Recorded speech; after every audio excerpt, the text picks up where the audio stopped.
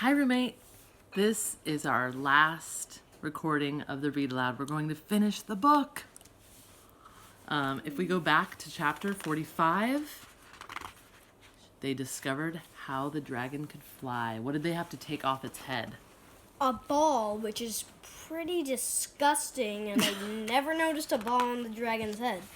I never heard that there was a ball on the dragon's head. Who knew there was a ball on the dragon's head? It was weighing him down. And then the very last bit of chapter 45 was the dragon was so sad that Min Lee didn't get a chance to ask her question to the man in the moon. But she said, I didn't need to ask the question, Min Lee said again and smiled, because I don't need to know the answer. Because she already knew the answer. What was it? To her question? Yeah, what was the answer? Oh, thankfulness. Thankfulness. Thankfulness. Chapter 46. Scoot over. This part was. The moon began to fade as the brightening sky revealed itself through it. The sun was awakening and Min Lee wanted to return home as soon as possible. Dragon, having waited 3 days and nights, was well rested, so they decided to leave Neverending Mountain says at the. once. As Dragon soared through the sky, any heaviness inside Min Lee left. He seemed to dance in the air, and his happiness made her feel as light as the clouds around her. The sun seemed to warm her heart, and joy bubbled inside of her. She knew she had asked the right question.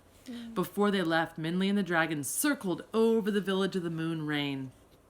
Da'afu, Ama, Agong, and the villagers saw them and ran out of their stone hut, flapping their ruined sleeves and greeting.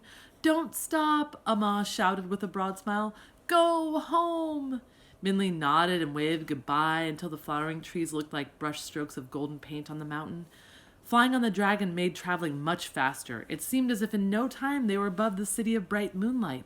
From the sky, the inner city and outer city grids looked like a giant labyrinth, and the two stone guardians looked as if they were dog trinkets molded from clay. Min Lee saw the roof of the Buffalo Boy's broken down hut, but no glimpse of him. He's probably inside sleeping, Min Lee thought, wondering if the goddess of weaving had visited the previous night.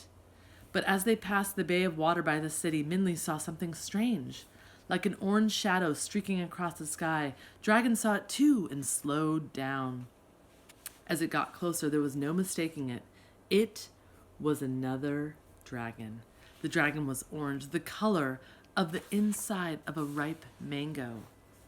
When she saw Min Lee and Dragon, a coquettish smile spread across her face. Hello, Dragon breathed in an odd voice. Min Lee looked at him in surprise. But the orange dragon kept flying without saying a word. As she passed, she winked at them. Dragon balanced in mid-air as if stunned. He watched the orange dragon sweep down and away to the water below until she was a ginger speck in the distance. Are you okay? Min Lee asked the dragon as he continued to stare. You must be excited that you've finally seen another dragon. I am, Dragon said as if in a daze. Then he shook himself as if trying to rouse himself awake. But I will find her again. I will bring you home first. Min Lee shrugged. Dragon was acting oddly, but there was something familiar about that orange dragon. Perhaps the way her scales reflected in the sun like fish scales glistening in the water, and those knowledgeable eyes nodding as if she knew her. Min Lee smiled. Hours passed and the land below them blurred. Min Lee slept on and off. The smooth ride of the flying dragon made it easy for her to sleep. Min Lee was impressed by how far they had journeyed and how much faster they were able to travel by flying. The sun was only beginning to go down past the horizon when they saw the edge of the peach forest. The tops of the peach trees seemed to sway a welcome to them as they flew overhead, and as they continued to fly, Min Lee thought she saw the monkeys still attached by the fishnet around the pot of rice. But Dragon was still acting strangely. When Fruitless Mountain, with its familiar black peak cutting into the pink and orange sunset sky, came into view, the dragon almost stopped flying. What mountain is that? He asked Min Lee. It's Fruitless Mountain, Min Lee told him. Right beyond it, next to the Jade River, it's my home. Fruitless Mountain, he said to himself, and even though he continued to fly, he seemed to be in a daze. Min Lee wondered if flying had somehow made him lightheaded. but her attention could not be kept by her concern for him. Night was falling, and the dark lines of Fruitless Mountain softened in the shadowy sky, but Minley could still see that every moment brought the Jade River and Fruitless Mountain closer. She was almost home. However, when they reached Fruitless Mountain, Dragon suddenly stopped.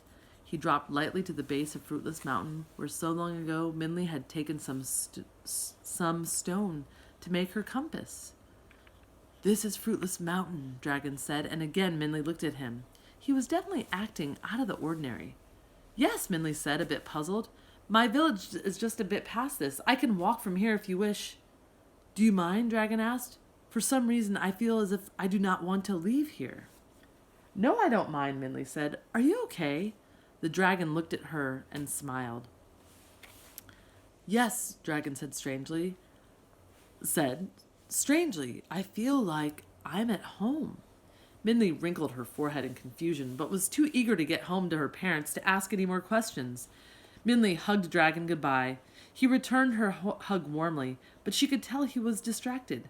She held out the round ball she had taken from Dragon's head. "Do you want this?" "No," Dragon glanced at it absent-mindedly. "You can have it." Minley shrugged again, but the urge to go home began to pull at her strongly. She waved goodbye to Dragon and began to run toward the village. It was late at night when she finally reached home. The slumbering village was silent. And as Minley crept into her home, the pale goldfish greeted her. "Shh," the goldfish said to her. "Your parents are sleeping. Welcome home." Minley was a little surprised to see a goldfish, but smiled a greeting. Moonlight misted over the rough floors and made the sparse room glow silver, the goldfish bowl looking like a second moon. The shabby walls and worn stones seemed to shimmer as if a translucent silk veil covered them, muting any flaws and transforming the house into a dwelling of luminous light and delicate shadows. Minley had never seen her home look so beautiful. Tiptoeing, she put her bag and the dragon's stone on the table and went into her room. Smiling, she climbed into her bed and went to sleep. Can I go outside? Yes. What are you writing, Iris?